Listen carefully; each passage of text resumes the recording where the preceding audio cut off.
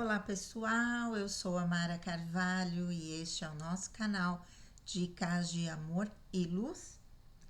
Hoje um dia triste, tô bem mexida, fiquei mexida a semana inteira. Hoje fazendo 4 anos que meu marido se foi, né? E a vida não entra no eixo, né? Depois que alguém parte, demora muito. Agora me sinto um pouco melhor, mas essa semana pegou, né? A partir do dia 2 pegou muito. Foi a última vez que a gente se falou. Mas vamos lá, faz parte da vida, a gente tem que seguir, né? Daqui a pouquinho vou à missa e para pedir, né? Muita luz. É isso. Trazendo aqui um texto da Vilma Capuano, Os Mostradores do Caminho. Ela publicou faz 4 dias. E vamos lá, falando, né, sobre nós, trabalhadores da luz. Com certeza somos mostradores do caminho. Sabemos que a maioria da humanidade está em níveis diversos de consciência existindo na dimensão da dualidade, a polaridade nas escolhas entre o bem e o mal, no medo, as pessoas envolvidas por suas histórias pessoais de sofrimento, pisando em uma determinada linha do tempo conforme sua frequência vibracional. E há as que estão despertas em algum grau, conectadas ao seu eu superior, exercendo algumas habilidades espirituais para manterem-se na neutralidade, na não reação, impedindo serem drenadas, permanecendo ligadas à fonte interior ao receberem informações e energias do coletivo. Não estão em negação nem alienadas do coletivo, estão como observadoras conscientes no caminho de expandir a compaixão por si e por outros, administrando a sensibilidade extrema de seus sentidos humanos nesses tempos de cisão planetária.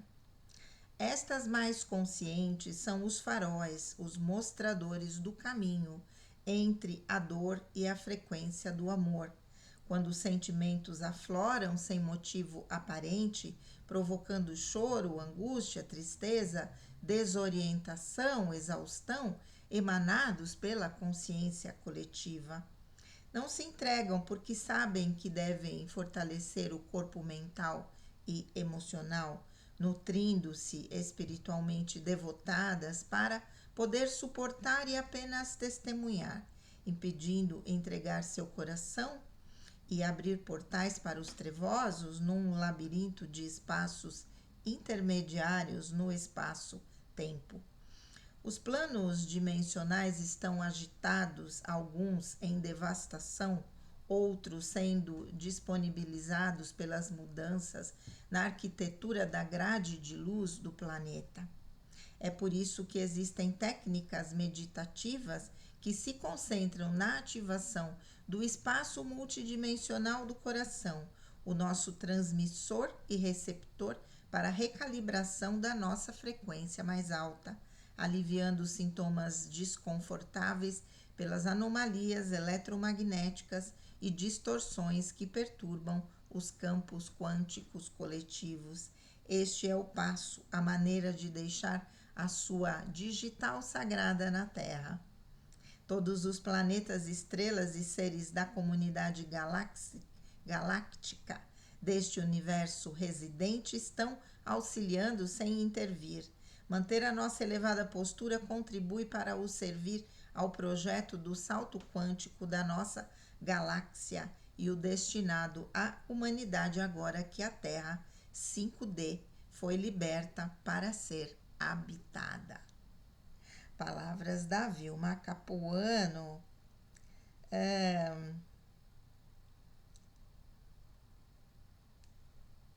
Aqui ela complementa com uma canalização da Jennifer Farley.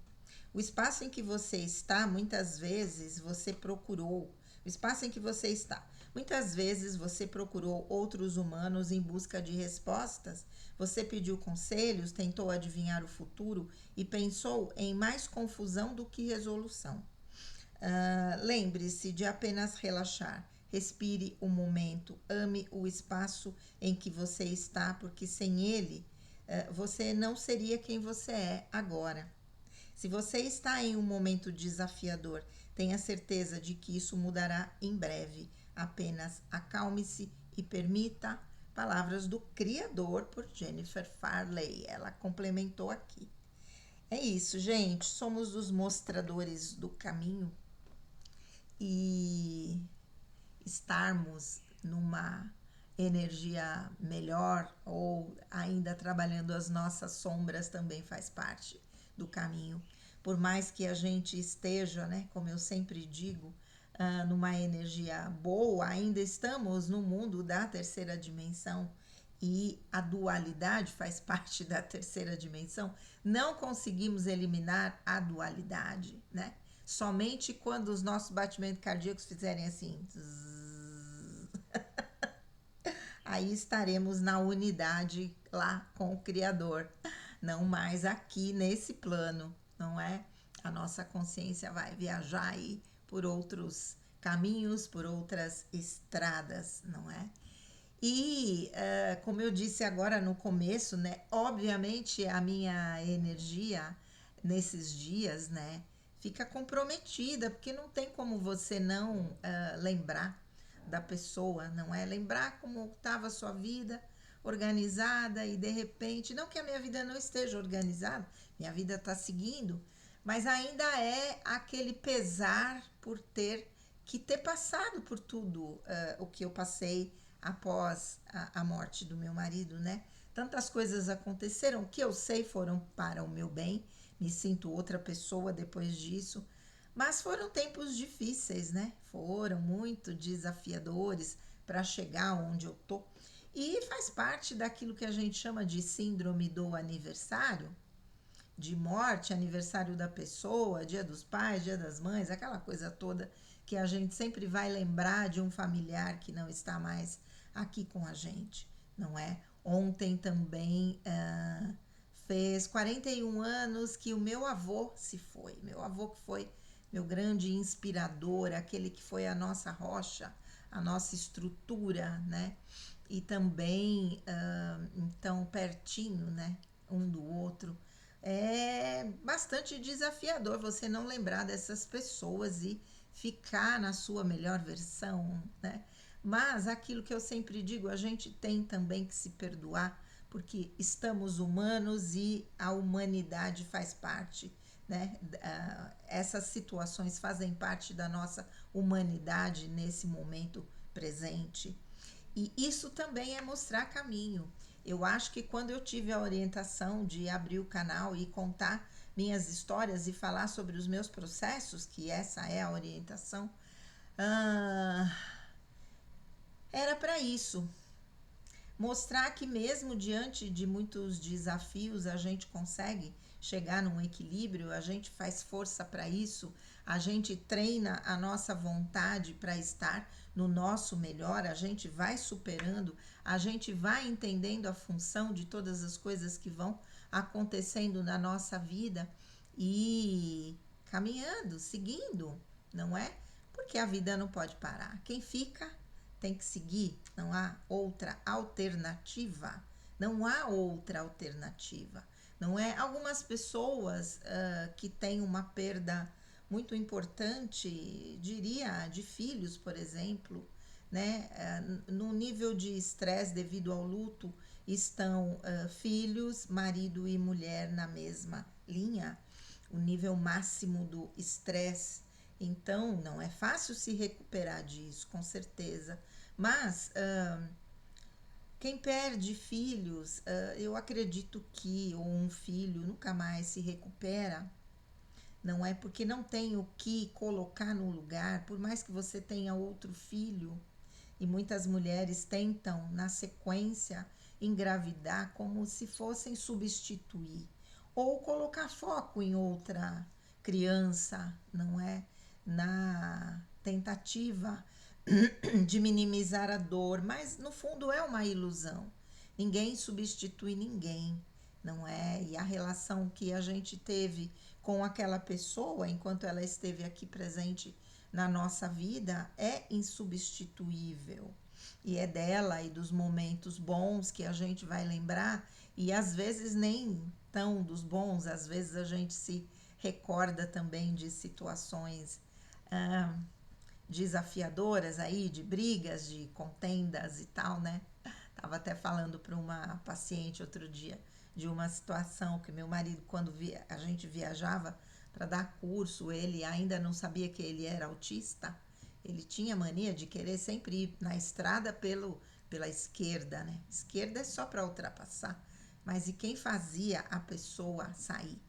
Né? Com carrinho 1000 ali andando na velocidade, ok, vinha lá uma piruona 2.0 querendo ultrapassar e ele não saía. Aquela coisa rígida, né? Eu estou no meu direito, eu estou na velocidade máxima da pista, mas sem entender que a pista da esquerda é para ultrapassagem. E ele tinha que dar o lugar, e aí a gente brigava muito. Muitas vezes foram brigas bem feias dentro do carro por conta disso, né? E aí eu já chegava nervosa, normalmente indo para Rio Negrinho. Aí me desabafava lá com a minha amiga Maga, com o meu amigo Eduardo, onde eu ficava hospedada e contava tudo, e às vezes chorava, chorava. Aí, ai, tem paciência, né? Tem alguma coisa com ele. Minha amiga Maga que me levantou a primeira hipótese, eu passei a pensar nisso, e quando apareceu aquela paciente para eu atender, que eu também suspeitei do autismo, e peguei aquele questionário e vai por aí afora, foi quando eu descobri que realmente ele era autista. Mas vamos lá, falando dele, né? Tem como. Mas os mostradores do caminho vão mostrar que você cai e você levanta. Eu acho que as pessoas que têm o compromisso de alguma maneira de serem exemplos umas para as outras vão mostrar isso. Não vão mostrar que estão sempre bem, gente, porque é impossível a gente não oscilar no mundo da terceira dimensão, como eu tenho falado para vocês, não é? Vou pegar aqui uns trechinhos do texto. Ah, né? Sabemos que a maioria da humanidade está em níveis diversos de consciência, existindo na dimensão da dualidade, a polaridade das escolhas entre o bem e o mal, no medo. As pessoas envolvidas por suas histórias pessoais de sofrimento, pisando em uma determinada linha do tempo conforme sua frequência vibracional. Eu acho que a gente vai oscilando, estamos bem, subimos a linha, baixamos a vibração, descemos na linha, e assim é. Essa instabilidade ainda está fazendo parte desse nosso tempo, não é? Até que a gente possa ficar nessa linha de tempo onde a nossa melhor versão está ancorada, não é? Na maior parte do tempo, que é o que eu digo que eu acho que eu estou. Obviamente aconteceram coisas que me deram aí um chacoalhão, né? Mas vamos lá, a gente vai, em compensação, outras muito boas. Então, a gente vai seguindo nesse, tentando equilibrar, né? Fazer essa homeostase. E estando compartilhando a vida com pessoas em diferentes níveis evolutivos, eu digo sempre que esse quesito é fundamental para que a gente aprenda o amor incondicional. Amar um ser que tem ainda suas vulnerabilidades, né? Diferentes das nossas, que ainda estão, de alguma maneira, lá no começo do caminho, é, é aprender o amor incondicional. E esse é o trabalho que a gente vai ter que fazer em todo o tempo dessa nossa encarnação, e quem dirá de toda a nossa jornada humana na Terra, porque esse é o aprendizado principal. Então, aprender a conviver com pessoas que estão em diferentes níveis evolutivos é um trabalho imenso. Não é fácil. Quando a gente está convivendo com alguém minimamente diferente, né? A gente tem mais facilidade, mas quando é uma diferença muito gritante, fica mais complicado e esse desafio se torna gigantesco para que a gente possa realmente continuar no amor, né? Independente das atitudes que a pessoa tenha. E há as que estão despertas em algum grau, conectadas ao eu superior, exercendo algumas habilidades espirituais para manterem-se na neutralidade, na não reação, impedindo serem drenadas, permanecendo ligadas à fonte interior ao receberem informações e energias do coletivo. É um trabalho também hercúleo para quem está desperto, conseguir se manter equilibrado. Ainda estava falando com as minhas irmãs agora há pouco a questão do cansaço. Inclusive, minha irmã mandou um texto, talvez eu até faça, né? A geração do cansaço, um cansaço coletivo. E estamos assim porque não aprendemos a descansar sem culpa. Mesmo quando estamos descansando, estamos no sentido culpados, porque não podemos, ou melhor, não devemos ficar aqui à toa, sem fazer nada. É um padrão que hoje a nossa sociedade vive e tantas coisas que aconteceram pós-pandemia, né, durante a pandemia e pós-pandemia, que estão se refletindo nesse momento em toda a sociedade, um cansaço extremo, mais todas as energias que estão sendo emanadas, que também esse processo energético que nós estamos passando é extremamente desafiador também. E quem é mais sensível vai sentindo o tempo todo. Parece que uma energia é retirada e você fica drenada. Hoje eu estou bem drenada, mas provavelmente porque eu baixei minha vibração na tristeza, né? Na lembrança do meu marido, das coisas que a gente viveu.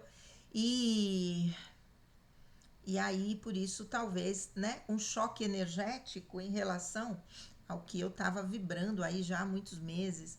Mas eu vou voltar, com certeza, vou lá à missa, que é muito legal, vou conhecer o Arautos do Evangelho, que eu não conheço aqui em Cotia, e dizem que é um lugar muito lindo e que tem uma missa maravilhosa, então eu vou lá, né? E tentar realmente subir a energia, é isso, né? Vamos lá. Falando das pessoas despertas, não estão em negação, nem alienadas do coletivo. É o que eu digo, não sou uma pessoa alienada, existe uma escolha em permanecer, né, na bolha que eu criei. Estão como observadoras conscientes no caminho de expandir a compaixão por si e por outros.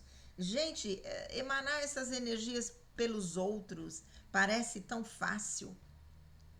Mas quando é para a gente emanar amor e compaixão por nós mesmos, respeito, amor próprio, como é difícil! Como a gente não sabe fazer isso, porque de alguma maneira a sociedade não nos estimula. Ainda estava conversando também com uma outra paciente sobre essa questão do egoísmo. Quando você entra no amor próprio e você se prioriza, muitas pessoas podem achar que agora você está egoísta, né? Agora você só pensa em você. Mas se a gente não se colocar em primeiro lugar, nós não vamos ter nada para oferecer para o outro. Vamos ter um personagem atuando ali que não vai emanar uma energia verdadeira. Ter a capacidade de dizer não é fruto do amor próprio.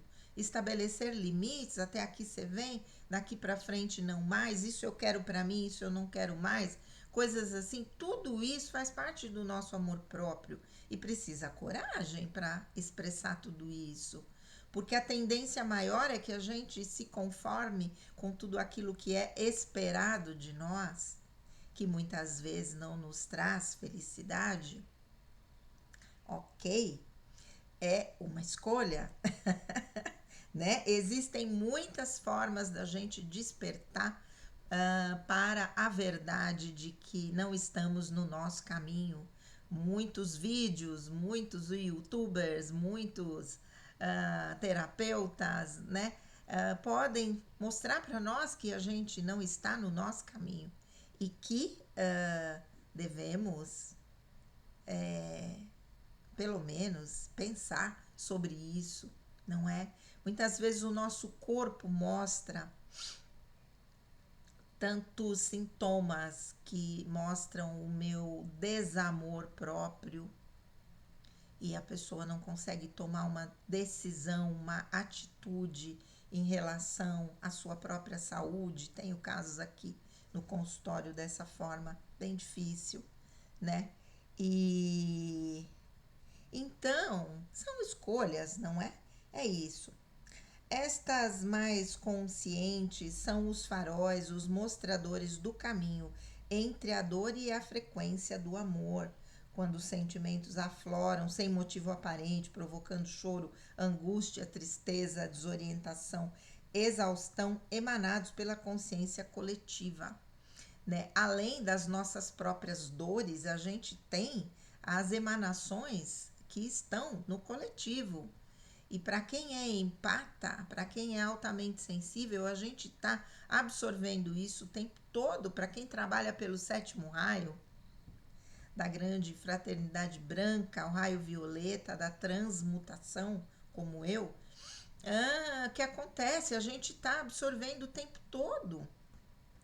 Temos que nos proteger para absorvermos aquilo que nós damos conta de transmutar e não mais. E muitas vezes a gente capta além da conta e aí a gente fica mal, né?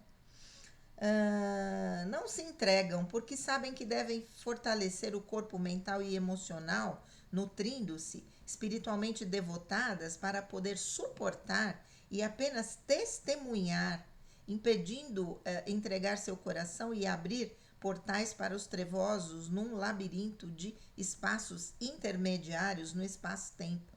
Eu acho testemunhar é isso aí. Quando a gente fala, né? Quando eu falo compartilhar os meus processos, na verdade é o meu testemunho da minha vida que vai ficar registrado aí.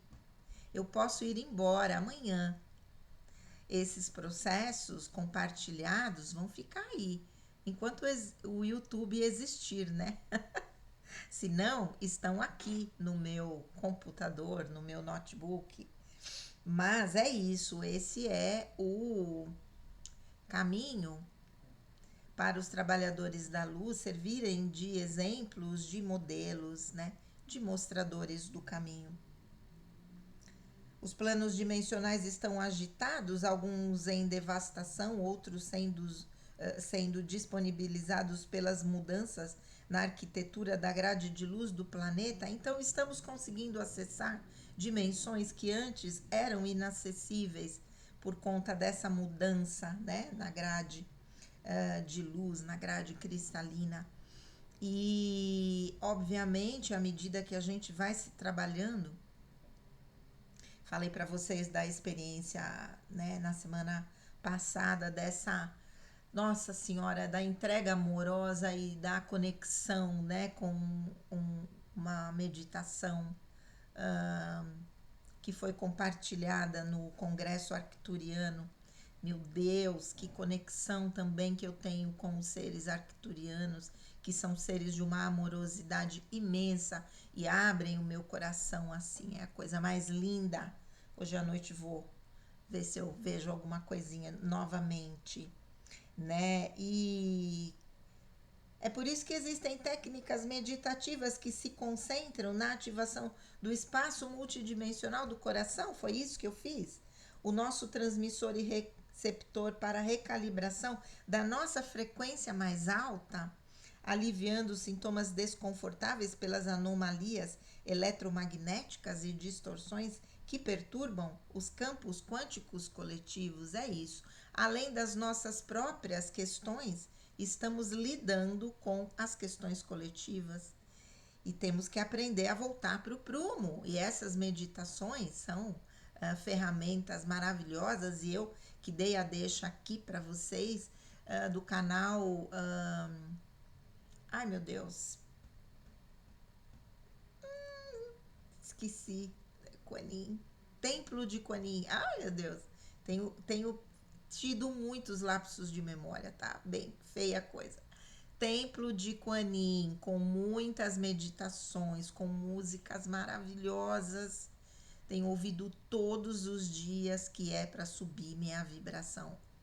Ontem ouvi, mas aí tava tão assim, né? Chorei, chorei, chorei, porque essa semana fiquei nesse estado.